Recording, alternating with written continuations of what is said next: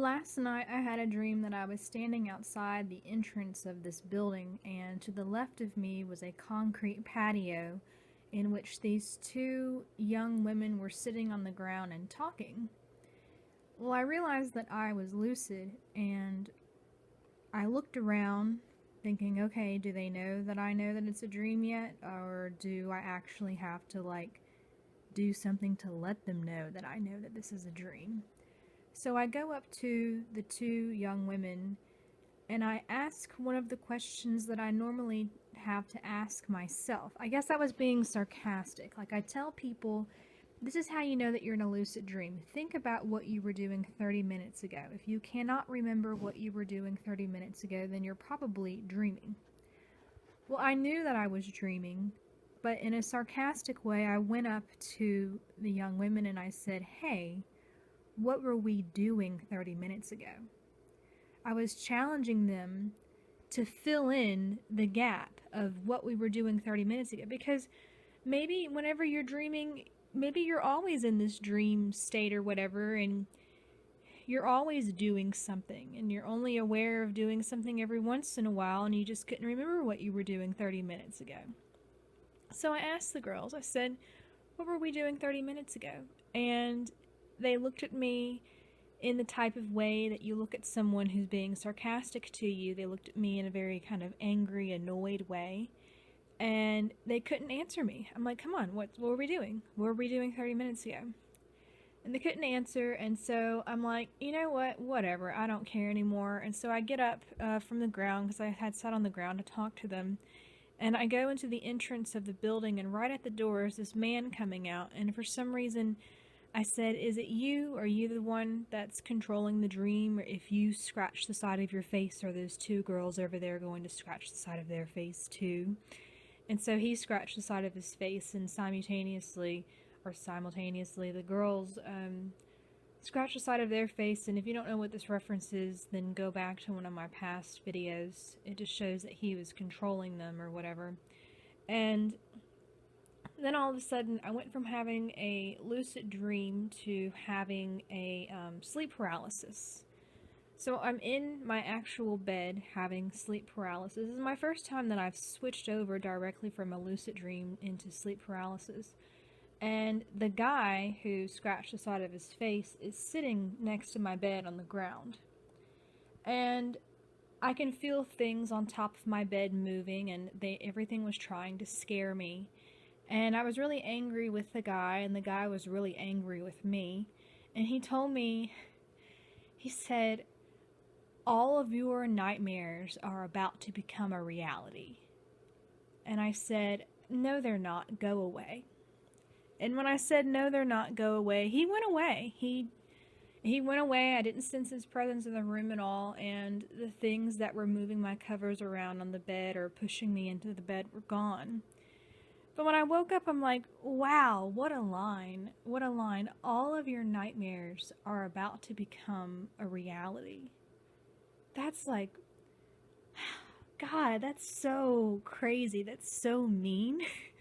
I don't really understand if the level of him trying to mess with me. I don't understand the truth to this, or I don't even know what to do with this. Like, God, the dream characters, when I let them know that I know that it's a dream, some of them are getting so ticked off that they're like following me back into my actual room and sitting on the ground next to my bed and telling me things like, all of your nightmares are about to become a reality.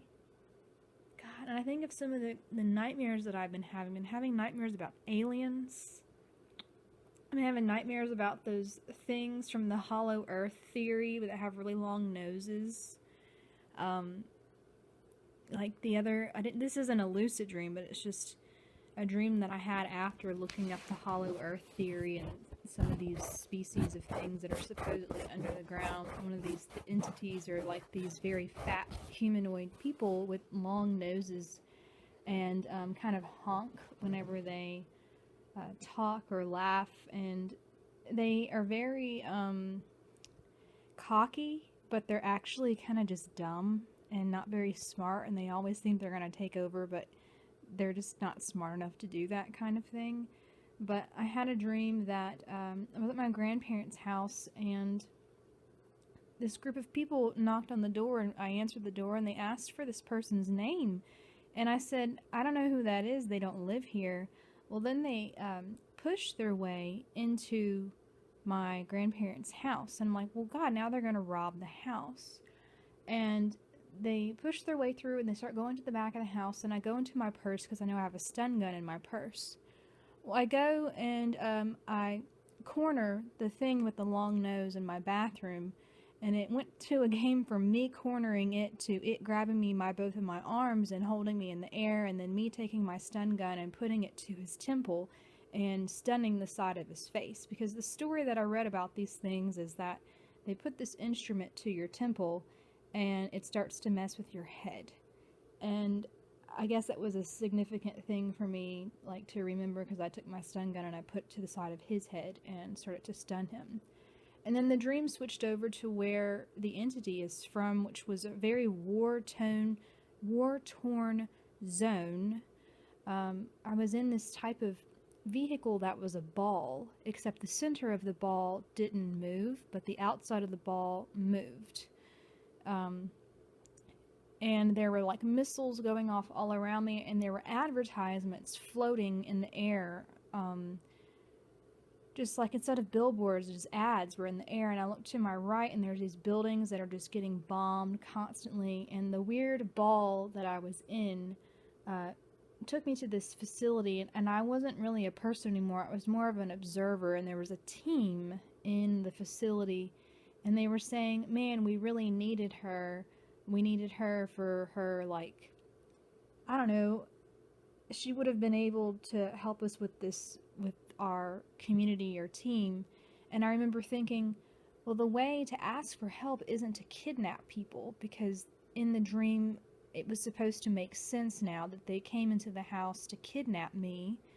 But I was thinking, don't try to kidnap me, just ask me if you need some type of help or something. But then again, I wouldn't help them because they were like really creepy, and I don't know, this is just me, like, I don't actually think this is all real. I'm just explaining the dream and trying to explain the logic if this dream was factual in any way that I would think. And I don't enjoy becoming lucid and the characters like following me back to my house. And usually my sleep paralysis is pretty positive. Like, when I do have sleep paralysis, I feel the things on the bed, but I feel a sense of love in the room.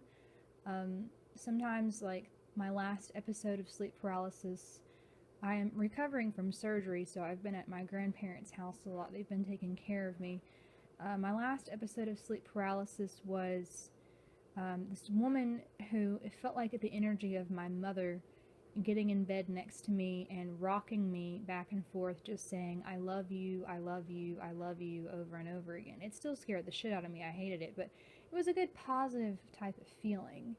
But this guy was like, all of your nightmares are about to become a reality. Really, guy? Really?